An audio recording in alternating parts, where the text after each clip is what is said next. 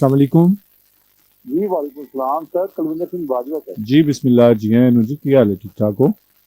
जी दुआवां sir, तुम सुनाओ ठीक जे? खैर मोहब्बत दुआवां तुहाड़ियां।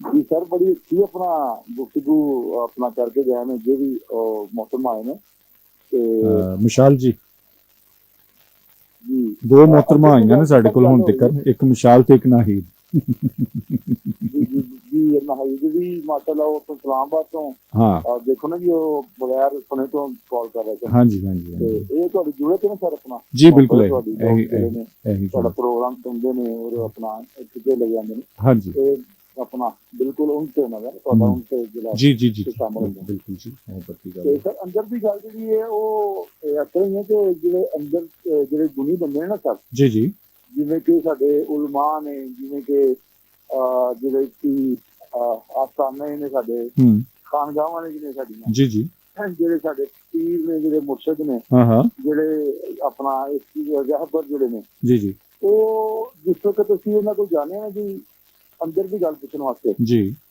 ਤੇ ਤੁਸੀਂ ਸਿੱਧੇ ਰੱਖੇ ਪਾ ਜੀ ਨਾ, ਸਾਡੇ ਮਨ ਵਿੱਚ ਇਹੀ ਹੁੰਦਾ ਨਾ जी ਕਿ जी ਪੀਰ ਫੜੀ ਜਾ ਤੇ ਅਸੀਂ ਫੜੀ ਜਾ ਕੇ ਸਾਨੂੰ ਸਿੱਧੇ ਰੱਖੇ ਪਾ ਦੇ। हाँ पीर फड़ गए तो ਤੇ पीड़ जावे। ਹਾਂ ਜੀ ਬਿਲਕੁਲ। हम्म, ਤੇ ਉਹ ਅੰਦਰ ਦੀ ਗੱਲ ਨਹੀਂ ਜੇ ਦੱਸਦੇ। जी अच्छा। ਉਹਦੀ ਵਜ੍ਹਾ ਇਹ ਹੈ ਕਿ ਹਾਂਜੀ, ਉਹਦੀ ਵਜ੍ਹਾ ਇਹ ਹੈ ਕਿ ਉਹਨਾਂ ਦਾ ਆਪਣਾ ਕਾਰੋਬਾਰ ਜਿਹੜਾ ਉਹ ਠੱਪ ਹੁੰਦਾ।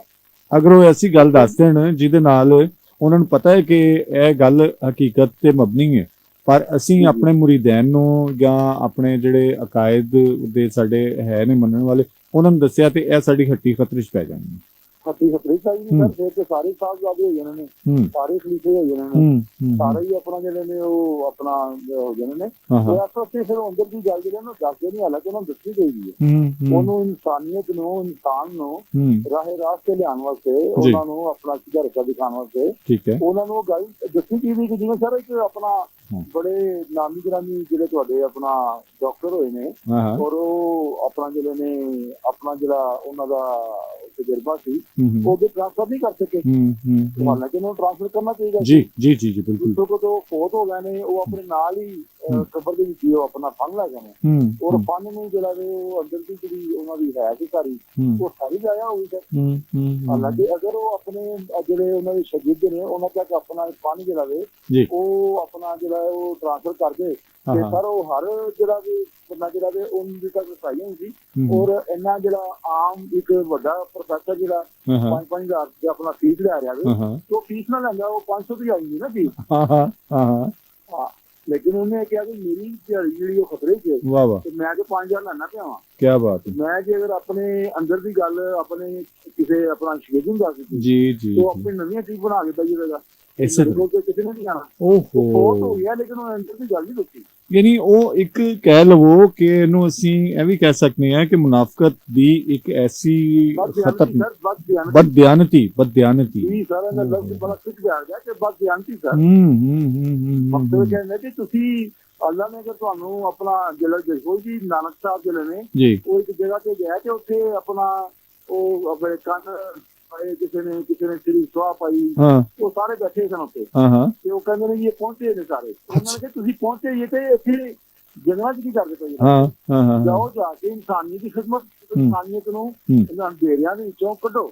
ਵਾਹ ਵਾਹ ਤੁਸੀਂ ਵਾਹ ਉੱਥੇ ਆਪਣਾ ਇਹ ਖਾਦ ਪਾ ਕੇ ਸਿਰ ਦੇ ਉੱਤੇ ਹਾਂ ਕੰਨ ਪਲਵਾ ਕੇ ਤੇ ਤੁਸੀਂ ਇੱਥੇ ਜੰਗਲਾਂ 'ਚ ਬੈਠੇਗੇ। ਹਾਂ ਤੁਹਾਨੂੰ ਜੇ ਰੱਬ ਵੱਲੋਂ ਕੋਈ ਅੰਦਰ ਦੀ ਗੱਲ ਮਿਲ ਗਈ ਹੈ ਹਾਂ ਹਾਂ ਤੇ ਉਹ ਅੰਦਰ ਦੀ ਗੱਲ ਤੁਸੀਂ ਸ਼ੇਅਰ ਕਰੋ।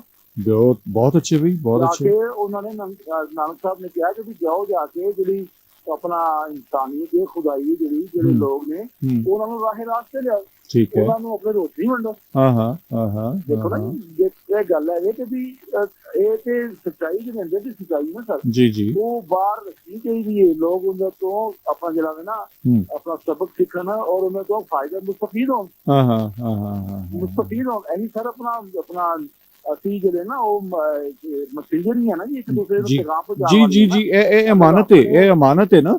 ਜਦੋਂ ਅਸੀਂ ਕਹਿੰਦੇ ਬਦਦਿਆਨਤੀ ਜਿਹੜੀ ਅਮਾਨਤ 'ਚ ਖਿਆਨਤ ਹੀ ਬਦਦਿਆਨਤੀ ਹੁੰਦੀ ਹੈ ਨਾ, ਕਿ ਤੁਹਾਨੂੰ ਇੱਕ ਰੱਬ ਸੋਹਣੇ ਨੇ ਇੱਕ ਹੁਨਰ ਦਿੱਤਾ, ਇੱਕ ਗੱਲ ਦਿੱਤੀ, ਇੱਕ ਸੋਚ ਦਿੱਤੀ ਲੋਕ ਭਲੇ ਵਾਸਤੇ, ਔਰ ਤੁਸੀਂ ਉਹਨੂੰ ਇਸਤੇਮਾਲ ਨਹੀਂ ਕੀਤਾ ਔਰ ਨਾ ਅੱਗੇ ਵਰਤਾਇਆ। ਬਿਲਕੁਲ ਉਹ ਬਦਦਿਆਨਤੀ ਆਪਣੀ ਉਹਦੇ ਵਾਸਤੇ ਨਾ ਜੀ, ਕਿ ਸਾਡੀ ਜਿਹੜੀ ਉਹ ਕੁਰਸੀ ਨਾਲ ਜਾਵੇ ਸਾਡਾ ਹਾਂ ਜਿਹੜਾ ਵੀ ਆਪਣਾ ਜਿਹੜਾ ਵੀ ਉਹ ਦੁਕਾਨਦਾਰੀ ਖਰਾਬ ਨਾ ਹੋ ਜਾਵੇ ਨਾ ਹੋ ਉਹ ਜਾਵੇ ਇਸ ਪਾਸੇ ਕਿੰਨੀ ਸਾਡੇ ਆਪਣਾ ਅੰਦਰ ਹੀ ਰਵੇ ਸਾਰੀ ਗੱਲ ਹਾਂ ਹਾਂ ਉਹ ਅੰਦਰ ਦੀ ਗੱਲਬਾਤ ਸ਼ੇਅਰ ਨਹੀਂ ਕੀਤੀ